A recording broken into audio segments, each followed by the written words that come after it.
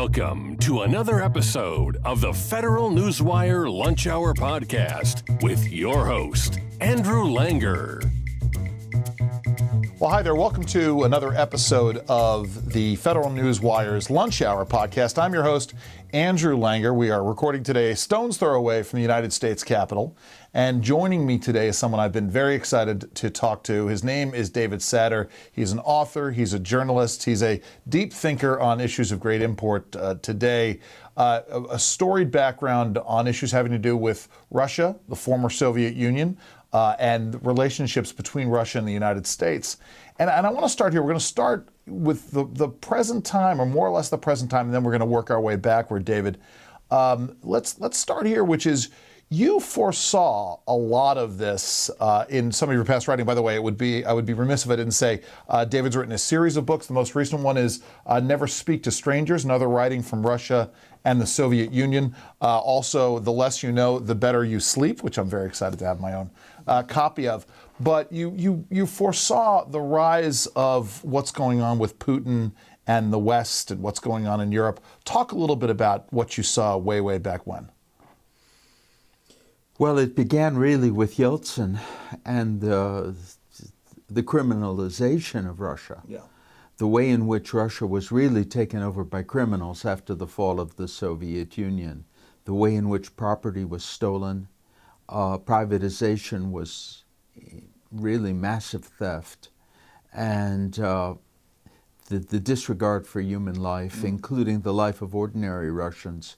And all of this culminated in the apartment bombings of 1999, sure, which brought Putin to power. And all evidence, even at that time, showed that this was carried out by the Federal Security Service, the FSB, which is the successor organization to the KGB, in order specifically to bring Putin to power. Now, what does that mean? That means that they were responsible for the murder of hundreds, 300 as it turns out, plus many who were severely injured, people who were completely innocent. They were chosen at random. These were not enemies. These were people who simply happened to be living in the apartment block that was chosen at random to be blown up. And take a step back for a second, because I think people seem to forget what was happening in Russia at the time and the power struggle that was involved between Yeltsin and Putin. Yeltsin, really, many others as well. But Putin was looking for an excuse to push Russia into greater war. Talk about that. Well, here was the situation. 1999, Yeltsin has an approval rating of 2%. Wow. His family has monopolized power and privilege in Russia, and an oligarchy has been created which has come into billions and billions of dollars of unearned wealth that could be threatened if a new president is elected who is determined to get to the bottom of the kind of theft that took place in Russia during the 1990s. Putin is nominated as prime minister. He is the former head of the FSB. Public opinion polls showed that his popularity rating, in the only polls that were conducted before the bombings, was also 2%. Wow. Now, it's important to bear in mind that sociologists consider that in any survey, 6% of the respondents don't understand the question. Sure. So this raises the question as to whether anyone in Russia supported Yeltsin. On September 8th, there was a phone call from Bill Clinton, or to Bill Clinton, between Yeltsin and Clinton. I'm not sure. It's the text has now been released by the Clinton Library, in which Yeltsin says the next president is going to be Vladimir Putin. You're going to like him. He's a very capable man. You'll work well with him. The question, which was logical at that time, was how Yeltsin, with a 2% popularity rating, could be sure that Putin, with a 2% popularity rating, was going to be the next president. Did he really think that he was in a position to recommend his successor, let alone guarantee it? But on September 9th, the day after that telephone call, the apartment building on Guryanova Street was blown up in the middle of the night, killing 100 people and wounding many hundreds of others. And that was a part of a series of apartment bombings that were used to justify the Second Chechen War, an invasion which the Russian public did not want. But once they were convinced that they were under attack, I mean, this is the same thing as the Nazis did at the beginning of the Second World War when they staged an attack on German territory from Poland. And I think it's important for people to sort of understand the mindset, of the Russian people at the time, right? They had just 10 years earlier, only 10 years earlier, had gotten out of a bloody conflict, a bloody 10-year conflict in Afghanistan. The justification of which was also kind of... well, it was more than 10 years earlier, but the Afghanistan was what the Soviet Union withdrew from Afghanistan. But the Russian people had a massive distaste for this kind of protracted warfare. Well, they had a massive distaste because of the first Chechen War. True. The first Chechen War began on New Year's night, 94 to 95, with a slaughter of the 131st Maikop Regiment, which was sent into Grozny, the capital of Chechnya. Russian generals bragged, and this is reminiscent of very similar to what happened in Ukraine. I want to get to that. This is very. But they bragged that one paratroop regiment can take Grozny in 2 hours, and Yeltsin. According to his chief advisors, was interested in a short victorious war to boost his rating. So the war went on for 18 months, and in the end, Russia was defeated and was forced to withdraw from Chechnya, as we hope they'll be forced to withdraw from Ukraine. But under those circumstances, you can imagine that they had no taste whatever in 1999 for a second Chechen war, having experienced a bloody conflict in which thousands of people were killed. I mean, in Moscow and other major cities, the streets began to fill up with invalids from the war who were begging for alms. They had no desire to launch yet another war. But those bombings convinced the Russian people that they were under attack, and the authorities said that there was a Chechen trace. Just the wording was very strange. Because there was no proof, but a trace. What do you mean by a trace? In fact, no Chechen has ever been connected to those bombings, and they've denied any participation. Let's take it further back, because I think it's important for folks to understand, how things got to where they were, why Yeltsin was so supremely unpopular. Let's talk about the transition. Mikhail Gorbachev just passed away, fairly recently, in that August coup, and he was replaced, and then we had the transitional period. What could have been done differently? We'll come back to your journalistic career, the time you spent in Moscow in the 70s and 80s. But what could have been done differently in the 90s to restabilize things? I mean, one of the things that I remember from my own studies, and we talked about this before we went on the air, my undergraduate degree was in Soviet studies, and so we spent a lot of time looking at these things as the Soviet Union was falling apart. But one of the things is that the only people who knew how to run any kind of a successful commercial enterprise were the folks who were in the criminal element. But obviously we couldn't have those folks running the economy. What could have been done differently in order to smooth that transition and not have that whole self-theft? What Russia needed was the rule of law. What Russia needed was the rule of law. And that was the last thing they were concerned about. They were concerned about transforming the economy from a state-run economy to an economy in which was based on private ownership. That in itself is a worthy goal. I mean, they had to do that. They had to take the economic assets and the means of production away from the state, out of the hands of the state, and turn them over to responsible private owners. That the word responsible is very important, here. Absolutely. But that's not how it happened. Yeah. They handed out property indiscriminately in return for bribes, and also as so the only folks who had hard currency were the criminal elements, and they well, could not only that, those who could, or those who quickly found enough money to bribe officials. Sure. It was, bribing the relevant official was really the most important part of the starting capital of any enterprise at that time. Were the failures that we had, were the failures of U.S. policy vis-a-vis Russia, the post-Soviet Russia, the same as the failures in U.S. policy in post-invasion of Iraq? And by that I'm asking, in both instances, we were really interested as a nation in the pursuit of democracy and fostering democracy, as opposed to freedom and capitalism and the rule of law. Did we fail in both ways? Because I remember there was a huge emphasis during the Clinton administration on the creation of democracy in Russia, and I think we may have missed something massive in that. When we talk about democracy, we're talking about the rule of law. Well, we should be. We should be, because the rule of law, and by the way, when we talk about the market, we're talking about the rule of law. Absolutely, 100%. Property rights. Adam Smith said that the market is equivalent exchange. Right. But when we think about it and we understand the complexity of the market, we realize that that presupposes a certain framework of rules. Sure.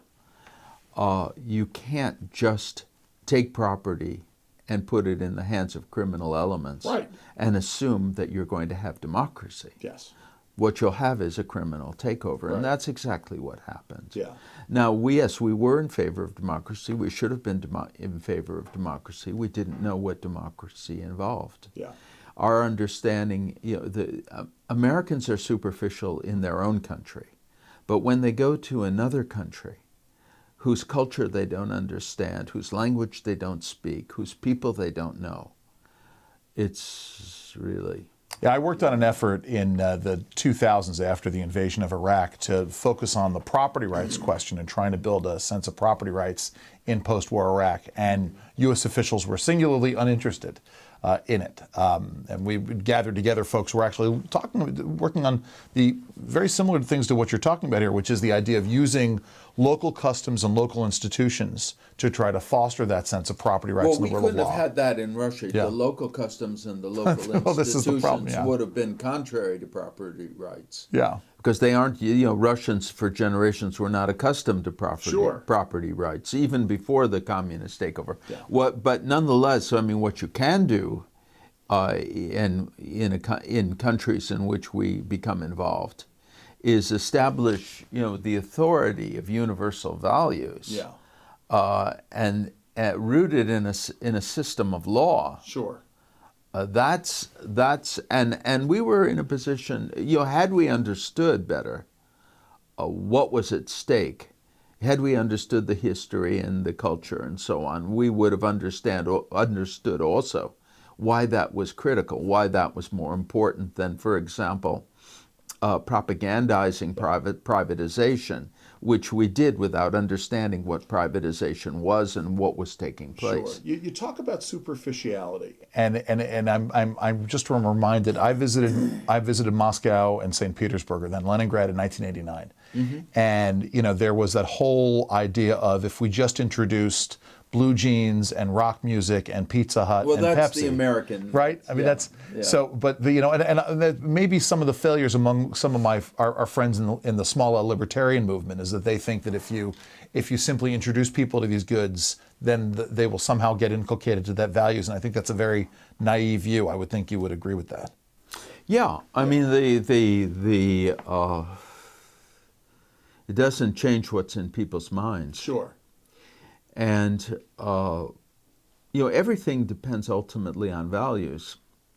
So if we take the communist period, what the communist regime was based on was the denial of the traditional moral values of the West. Sure. And their replacement by what was called class values. Yeah. And what needed to be done in Russia after the fall of the Soviet Union was reestablishing the authority of universal values, the same values that come down to us from, you know, Plato, Sure. from the New Testament, from the Old Testament, from you know, the foundation, the foundations of Western thought and civilization. I mean, it's not rocket science, No, but actually. sort of talking about that and the disdain for the Western values, and again now getting back into Putin and sort of Putin's career. Yeah. This idea of it was part and parcel of Soviet foreign policy vis-a-vis the West was to use Western values against the West and to work to undo those values.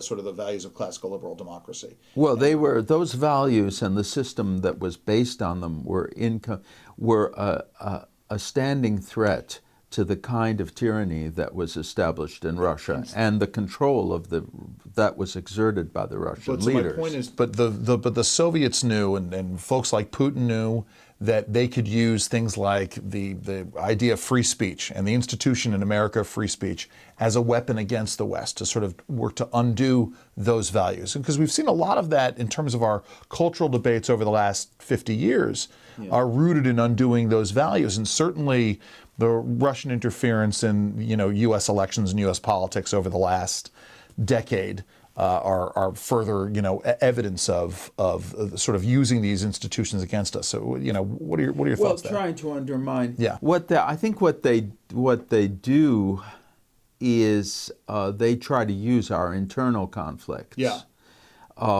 They try to make them worse.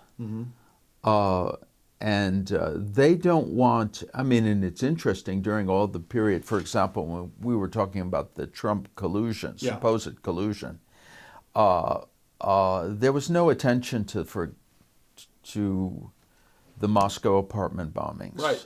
There was no attention to the Beslan school massacre. There was no attention to the murder of Alexander Litvinenko in London. That's right. There was no attention to you know, many other things. You know, the invasion of the initial invasion of Ukraine, the destruction of the Malaysian airliner MH17. You know, it's wonderful to keep Americans busy with their own internal quarrels because then they won't have time to deal with what's really important. Right. Right. So if you're exacerbating conflict in the United States, absolutely, it's a form of self-defense.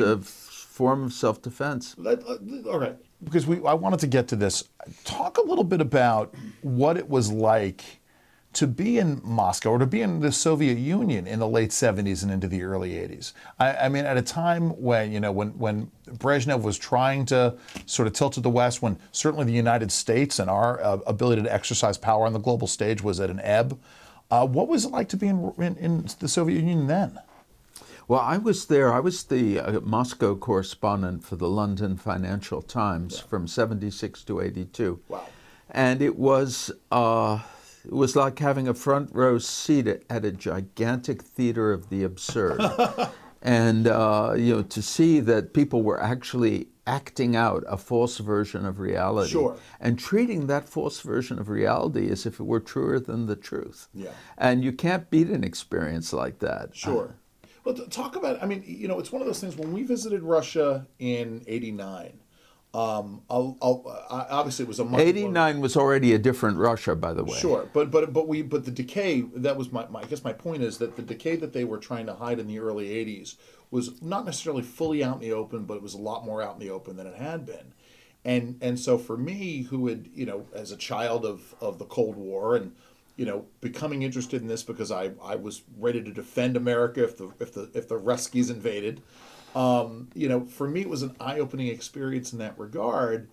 But talk about the Potemkin village that was the entire Soviet Union, and talk about this this issue of the theater of the absurd, the rot that was going on behind the scenes. Well, the first thing I need to say in this regard is that the perestroika years, you know, that you're talking about, '88, '89, this was already a different country. Yeah. Because Gorbachev transformed the Soviet Union, and for this, you have to give him at least a certain amount of credit. Sure. he allowed truthful information, but before Gorbachev, you could not express a truthful word. Yeah. I'll give you an example. A friend of mine was a writer, and he was one of the few people who was successful enough to have his own car. Wow. And he was listening on the radio, and a radio announcer began talking about the invasion of Afghanistan. Now, all Soviet media, in all the newspapers, the radios, the lectures, the public meetings, all spoke about fraternal help. Just as now Russia is saying that this is a special military operation in Ukraine, and it's punishable to say it's a war. Sure. In those days, in the Soviet days, in regard to the invasion of Afghanistan, it was out of the question to say it was an invasion. This was fraternal assistance Right. to the people of Afghanistan. That's the Soviet Union never carried out acts of aggression. Sure. So when my friend heard this over the radio, and by the way, the announcer was later arrested and put in a mental hospital. Wow. My friend was so stunned to hear this truthful description of what was going on that he almost ran off the road. That's astounding. And I'll give you another example of the kind of silence that that prevailed. Another friend of mine was driving on the Moscow Ring Road, and he looked up and he saw a plane coming in for a landing at Vnukovo Airport. Okay. And suddenly one of the engines caught fire. Okay. And he watched in horror as smoke started to pour out of the engine.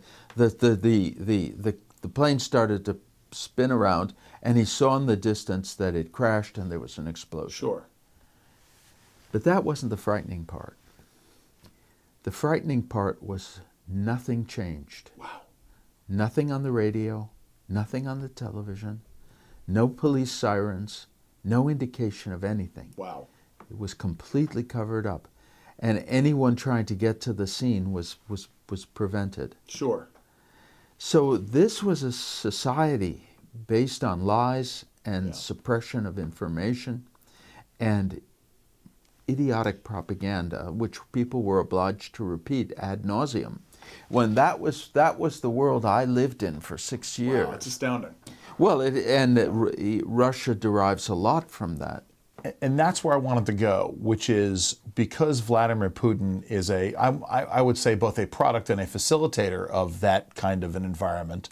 A lot of this is playing out again today, right? In a modernized form. Well, yes, yeah. I mean, and it's interesting because there are debates going on about how technology can be used to censor and stifle and control people. But on the other hand, it can be very difficult to tamp down on information being exchanged. But talk about let's fast forward now to the war in Ukraine, the invasion of Ukraine, and Putin and this again, the sort of the unwillingness to grasp with the basic truths of what's going on in Ukraine by folks in Russia. Well, you don't have, as you did during the Soviet time, complete control over information. Yes. But instead the population is propagandized massively by dishonest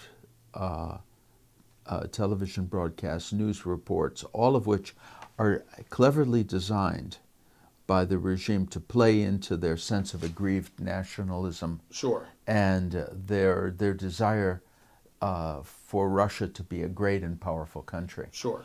When I was, during the Soviet times, I was once standing in line to buy some potatoes at a grocery store, and a guy in the line ahead of me started shouting, how long can we stand in these lines? Well, this is, is humiliating. How long can this go on? And an old woman turned to him and said, never you mind. She was wagging her finger at him. Never you mind. He said, the whole world is afraid of us. Yeah. The Russians loved the idea that they could inspire fear. Sure. And that made them, and in a perverse way, that compensated for their own individual lack of liberty. Yeah. They were not significant in their own right. They lived worse than the people in the West, but they were part of a great, powerful state. Sure. That was going to spread enlightenment to the whole world. So, it's interesting because we talk about, there's been a lot. And that's, by the way, that psychological complex, or that psychological tendency, underpins a lot of the Russian support now for the war in Ukraine. Well, and added into it, right, is that there is so much misinformation that's out there. And a lot of times what has happened, certainly in the early part of the war, right, there were stories that were out there that may have had a kernel of truth, but then got overblown by the West. The ghost of Kharkiv or the ghost of Kiev, and some of the other stories that were out there, Snake Island. We have a lot of misinformation in the West by people who pretend to be experts. Sure. And many of the idea, for example, that NATO expansion. Yes. They don't know history, Sure. so I mean they're confused and they confuse everyone else. Right. The fact is that in the seizure of, Yeltsin considered seizing Crimea, before the Soviet Union even broke up. Sure. And there were the military doctrine of defending Russian speakers wherever they happened to be was developed long before any of the former Soviet states entered NATO. Yeah. It's a good thing that countries like Estonia, Latvia, and Lithuania didn't listen to our so-called American realists. Yes. They acted on what they knew about Russia. Yes. And what's the gap? First of all, I think that of course we defend free speech in this country. Yeah. We want everyone to express their views. You don't have to be well informed, unfortunately. Well, and in fact, but it would the less informed you are, the more loud you're going to speak. I know, on this, yes. But it would be nice. Yeah. I say this as someone full of goodwill. Sure. It would be nice if some of our people who do pretend to be experts actually tried to learn a little bit.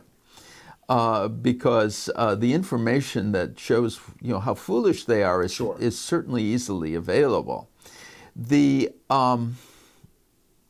What I think we're had we not extended the protection of NATO to the Baltic republics, for example, we would have been, the Russians would have faced a 1 million population, a nation of 1 million, Estonia, instead of a country like Ukraine that can fight back. Right, right. So then what's missing, of course, is they apply Western models and they know nothing of Russian mentality or history. Right. The people in the region do know, and that's why they react accordingly. It's interesting because there were so many debates that were going on as to the reasons Russia was going down this road. To fulfill the designs of glory, to push back against NATO expansion. There was the theory about what do they call it, the Third Rome theory, with the idea of Putin doing this to appease the Russian Orthodox Church. And it's all wrong. Yeah, yeah. And and all of them based on our misconceptions. And the bitter truth is different. Okay. The bitter truth, it's the personal interests of a small group at the top. Right. And that's the prototype is Yeltsin's remark when he said that the president needed a short victorious war in Chechen. This is 1994, in order to boost his ratings. Well, that's how the thing that people in America don't understand, they need to understand, is that for Russia, war is an instrument of internal policy. Sure. And that is used as a device to strengthen the hold on power of a kleptocratic group. It's interesting you say that, because again, if you go through the sweep of the last century and 20 years in terms of current Russia, Soviet Russia, pre-Soviet Russia, that is a truism, what you just said. Whether it's Tsar Nicholas deciding to not pull out of the First War, or staying in the First World War when he knew things were hopeless, or then you have the Soviet Union and now in terms of Russia itself. It's a little different in the previous historical incarnation. So we can, that's a subject that we could go into. I mean, the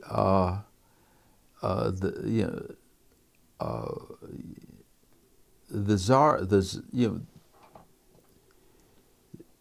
Tsar didn't need a war in order to strengthen his hold on power, although there was a huge burst of enthusiasm and support for the Tsar in 1914 when war was declared. Yeah. But that wasn't really, I mean, the promise to pull out of the war was made by Lenin. Yeah. And it was the provisional government that fell because they wanted to stay in the war out of a sense of responsibility to their allies, which of course is Tsar Roosevelt. Communist regime operated through the framework of the ideology. What is really, I mean, these are complex questions, but what is really at stake now is and what, is in a sense a further evolution or something new in Russian history, is a criminal gang who runs the country and will do anything to stay in power and manipulates the patriotic and nationalistic and chauvinistic feelings of the entire population and treats them as absolutely expendable raw material in the achievement of their goals. Grist from the Mill, I've seen the recent Russian videos of Russian propaganda of come live in Russia where you can come back to traditional values. Come and become cannon fodder. Was one of the fatal mistakes here in terms of this invasion for Putin that just the complete miscalculation over the size, just the sheer size of Ukraine and the idea of trying to seize and hold that country? So we're now sort of seeing the blowback recently in terms of the Ukrainian counteroffensive? Well, first of all, there's a tendency in Russia to always think that victory will be easy. This was the case in the war against Finland. It was the case in the war against Japan, the Russo-Japanese War. They thought that, who are these Asians who, to resist us? We'll polish them off. In fact, that was the first short victorious war, and it ended up dooming the empire. Even in relation to Hitler, they were overconfident. And so it's not surprising. And in the case of Chechnya, we know. So it's not at all surprising, and it's not out of character that they went into the Ukrainian war with the assumption that it would be over quickly and that they would be victorious. It's amazing the degree to which history repeats itself, because in the case of the first Chechen War, they also told soldiers, you'll be greeted with flowers, you'll be greeted as liberators. They begin to believe their own propaganda. I mean, it's a claustral world there. But the devices that they use to fool others end up fooling them. Getting back to this issue of the sort of the so-called experts and the problem of so-called experts pontificating on these things, and I think about the debates amongst conservative circles in the weeks and months immediately after Russia finally decided to invade Ukraine, and there was the question of, well, should the Ukrainians, they can't possibly win, so they need to be suing for peace. They need to be negotiating. Well, and of Kissinger course, also made that argument. Basically. But now we're seeing that the Ukrainians, at least in recent weeks, the Ukrainians can mount a counteroffensive. I guess so. The question is, were those folks who wanted Ukraine to just surrender? They were wrong. That's question A. But question B is, if they weren't wrong, what's the overall exit strategy for Russia in all of this? I mean, how does this get resolved in the end? I mean, does one side have to totally defeat the other? Is there a way for Russia to just withdraw somehow? But it's a two-part question. Well, I mean, we have a lot of people pontificating. Sure, of course. And very few of them have actual first-hand experience Sure. of Russia, who actually know the country, and that doesn't stop them, Of course. They speak about, with great deal of confidence, about a country they've never experienced.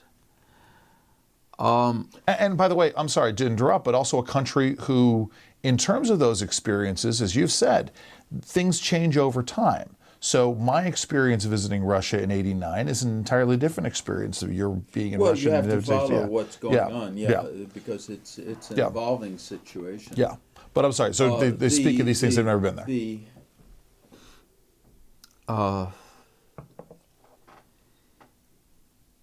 I mean, if Russia had not received Western military support, Ukraine. I'm sorry, Ukraine had not received, which was critical to their ability to resist. I mean, and let's remember that during the Obama administration, even the Javelin anti-tank missiles were embargoed. I remember. And it was, for all of his mistakes, Trump had authorized those deliveries. Right. And they were critical. The Javelins made all the difference in defending the capital. Sure. But let's say that hadn't happened. Let's say that Ukrainian resistance had collapsed. Russian aggression, first of all, we would have established, we would have abandoned the most important principle guaranteeing peace in the post-war world, which is the inviolability of national borders and seizing territory by force. And there would have been, though the mere fact that we had allowed it to happen would have so imperiled the NATO alliance that it's highly likely that many NATO members would have tried to reach accommodations with Russia, compromising our security, or failing that Russia would have then begun to intimidate the Baltic states. Yeah. And they have an enormous strategic advantage vis-a-vis the Baltic states because of the small territory and the small populations. I mean, they don't have an overall strategic advantage vis-a-vis NATO, but in that theater they do. Sure. We would have been inviting a new and much less advantageous challenge. Yeah. And we would have been undermining the principles on which all of world security rests. And by the way, we would have issued a standing invitation to the Chinese to follow the Russian 100%, example. without a doubt. So that's the reason why, and President Biden, for all of his mistakes regarding Afghanistan, nonetheless, in this case, deserves credit. Yeah. There are people who argue that the support is not sufficient, that it's not timely enough, but it's been pretty good. Yeah. And the administration has gone further than I would have imagined. Especially given the precedent of the Obama administration. Yeah, absolutely, and Biden's own role in that administration. That's right. Yeah. But give credit where credit is due. He's listening to sound advice and he's acting on it.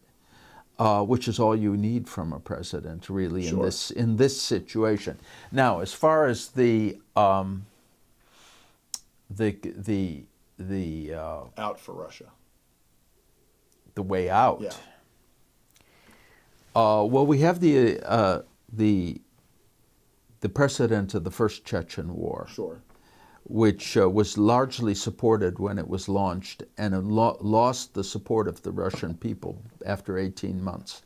And Yeltsin, in the end, withdrew unconditionally from Chechnya after vowing, to pacify it.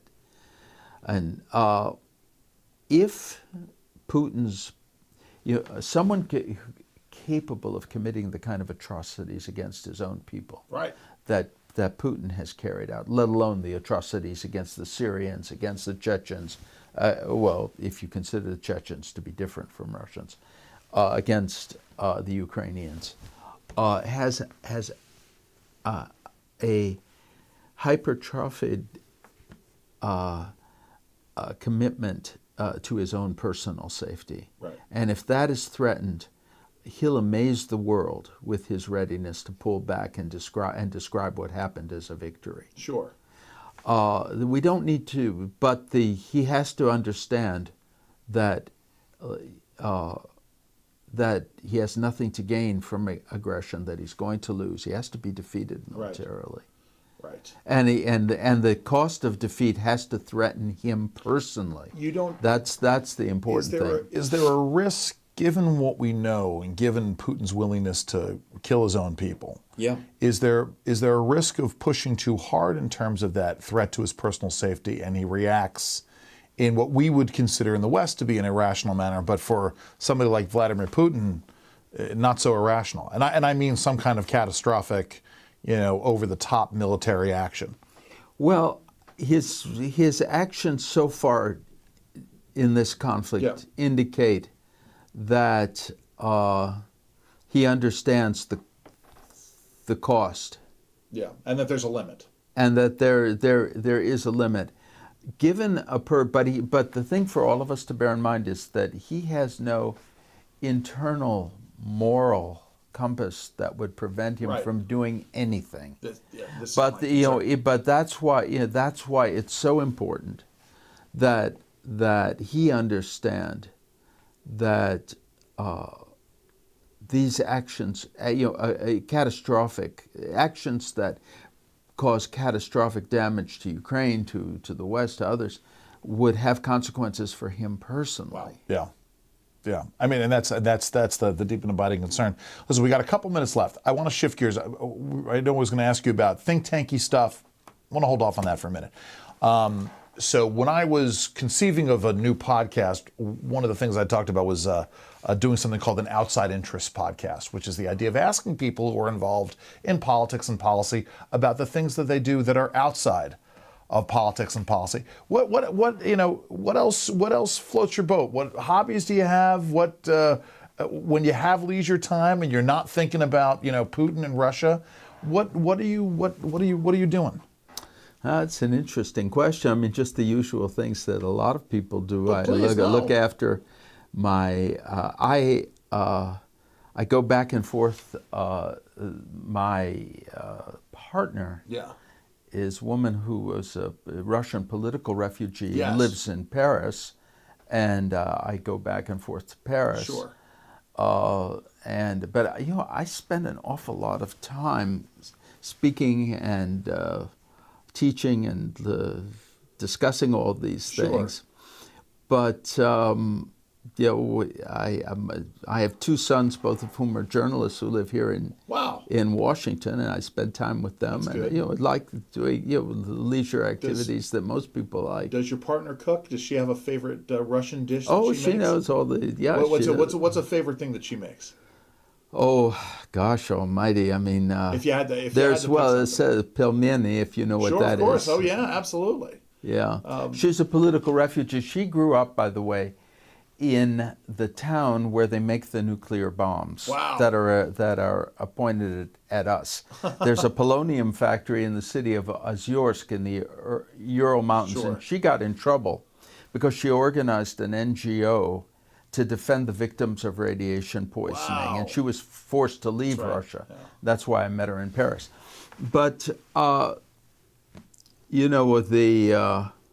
the risk of seeming a little one-dimensional, I'm so caught up in all this stuff, but I read Russian literature and philosophy. Do you have a favorite Russian poet?